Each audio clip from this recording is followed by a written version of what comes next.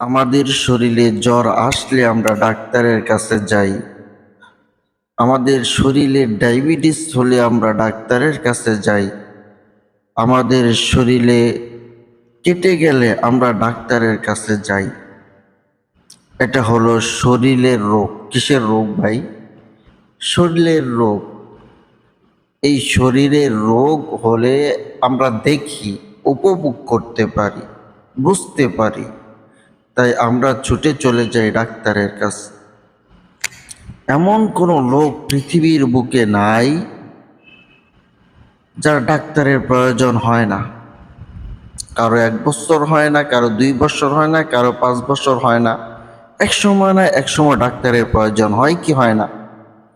তাহলে এই শরীরের জন্য রোগ আছে, তার জন্য ডাক্তার আছে। কিন্তু আপনি কি জানেন যে এই শরীরের ভিতরে সবচাইতে দামি একটি বস্তু আছে, যেই বস্তুটা শরীরের ভিতরে না থাকলে এই শরীর কোনো কাজের না, এই শরীর কোনো কাজই করবে না। মৃত দেহ পড়ে থাকে, তাহলে তার হাত আছে, পা আছে, সব কিছুই আছে, এই শরীরটা কেন নড়াচড়া করতে পারে না? কারণ এই শরীরের ভিতর তো রূহ শব্দটা নাই। এই কারণে শরীরটা অচল পড়ে রয়েছে, কোনো কাজের না। এই রূহ যেটা আপনার শরীরের ভিতরে, আমার শরীরের ভিতরে, সমস্ত মানুষের শরীরের ভিতরে থাকে, এই রূহের অত রোগ আছে।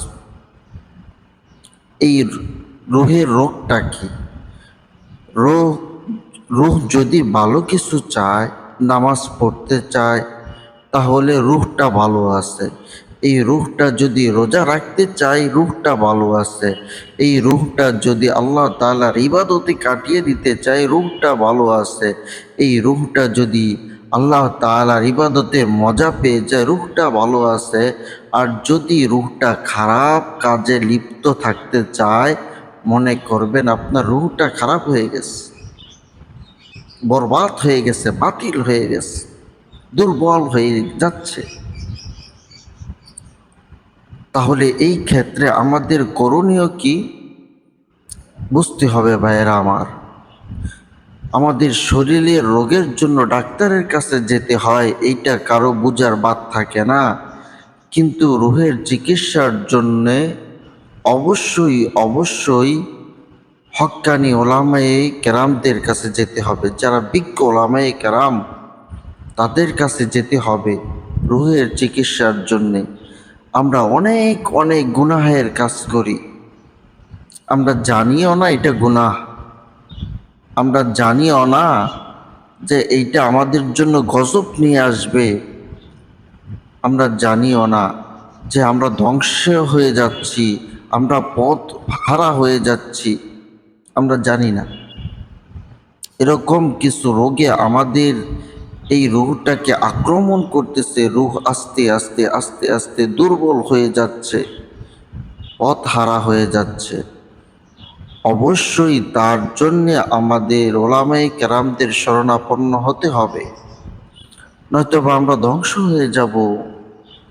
আচ্ছা বলুন তো, আল্লাহ রব্বুল আলামিনের কাছ থেকে যে আমাদের যে গজব আসে, ওই গজবগুলি কেন আসে?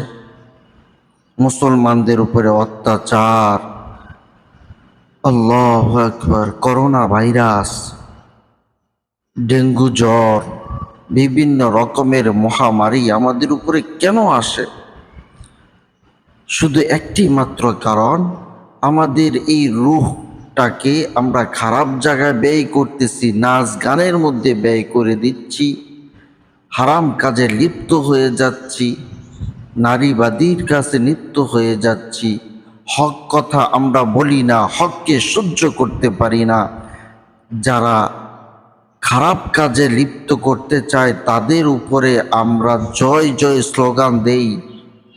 যারা নারীদের অধিকার নিয়ে কথা বলে, আমরা তাদের প্রতি হয়ে জয় জয় স্লোগান দেই। আরে নারীদের অধিকার তো দিয়েছে স্বয়ং আল্লাহর পাক নিজে, নারীদের অধিকার তো দিয়েছে রসুল করিম সাল্লাল্লাহু আলাইহি ওয়াসাল্লাম। তোমরা নতুন করে কি নারীদের অধিকার দাও? নারীদের অধিকার তো দিয়েছে আল্লাহ রব্বুল আলামিন নিজে। নারীরা ঘরের মধ্যে থাকবে আর পুরুষদেরকে আদেশ করবে, আমার এইটা প্রয়োজন, ওইটা প্রয়োজন, ওইটা প্রয়োজন, তুমি নিয়ে আসো। যেমন রাজা তার রাজসিংহাসনে বসে থাকে, কর্মচারীদের আদেশ করে, আমার এইটা লাগবো, ওইটা লাগবো, ওইটা লাগবো, ওইটা লাগবো, সব তারা নিয়ে আসে আর রাজার কাছে দিয়ে দেয়। ঠিক তেমনিভাবে একটি মহিলা হলো রাজরানী, তার স্বামীর ঘরের। সে তার স্বামীকে বলে, আমার এই জিনিসটার প্রয়োজন, ওই জিনিসটার প্রয়োজন, ওই জিনিসটার প্রয়োজন, তুমি এটা নিয়ে আসো। এখন বর্তমানে আমরা রাজরানী হয়ে থাকতে চাই না, আমরা চাকরানী হয়ে থাকতে চাই। তাই আমরা রাস্তাঘাটে বের হয়ে যাচ্ছি, বিভিন্ন অফিস আদালতে চাকরি করতেছি নিজের যৌবনটাকে বিসর্জন দিয়ে। যখন তোমার যৌবন থাকবে ততক্ষণ পর্যন্ত তোমার দাম থাকবে এই সমাজে। আর যদি তোমার বয়স হয়ে যায় তাহলে তোমার 2 টাকারও দাম দিবে না এই দুনিয়ার কোনো মানুষ। তাই এই যৌবনটাও দিয়েছে আল্লাহ। আল্লাহ যেহেতু দিয়েছে, আল্লাহর ইবাদতটা করো, আল্লাহ তাআলার হুকুমটা মেনে চলো, দুনিয়ার সব কিছু বাদ দিয়ে দাও।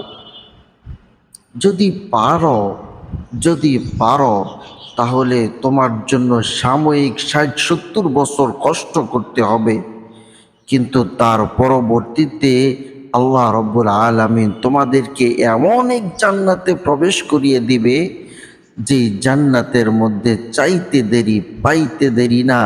যে জান্নাতের মধ্যে তোমার যা চাইবা, যা মনের ভিতর থেকে ইচ্ছা জাগবে, সব কিছুই তোমার গোলাম হয়ে তোমার সামনে এসে উপস্থিত হয়ে যাবে।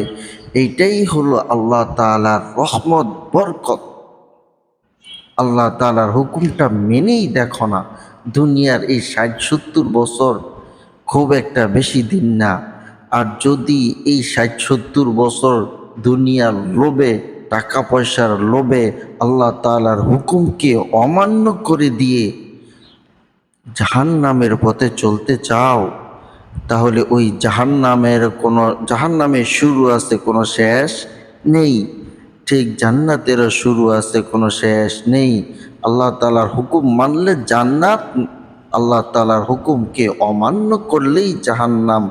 এখন বুঝার বিষয় তোমার কাছে, তুমি কোন রাস্তায় হাঁটবা, শয়তানের রাস্তায় না আল্লাহ রব্বুল আলামিনের রাস্তায়?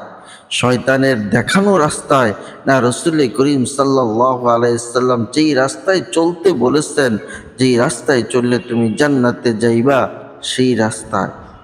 কোন রাস্তায় তুমি যাইবা একমাত্র তোমার উপরেই নির্ভর করবে, তোমার ব্যক্তির উপরেই নির্ভর করবে।